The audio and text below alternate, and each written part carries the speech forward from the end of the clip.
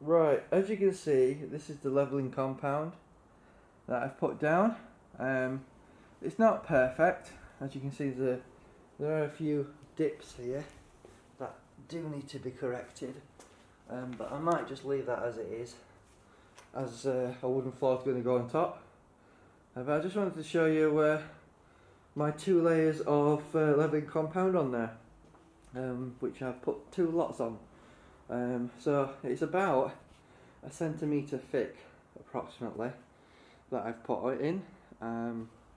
As you can see, I've removed the existing material there because it was literally falling apart.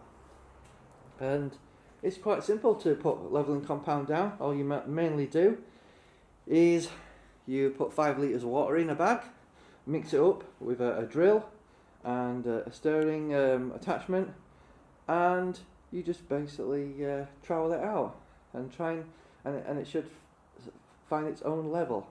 So that's what we've done, and the main idea was to try and make it more level with the concrete that's here. So it's not perfect, but we're getting there. So I'll show you the next stage and we'll see you in a minute.